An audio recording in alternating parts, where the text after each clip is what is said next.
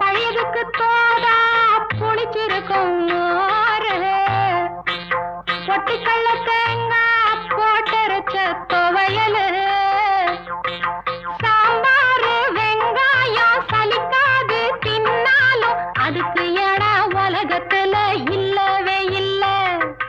அள்ளி தின்ன எனக்கு இன்னும் அழுக்கவே இல்ல.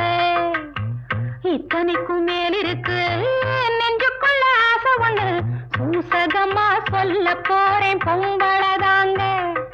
சூடாக இருக்கிறப்போ சாப்பிடுவாங்க.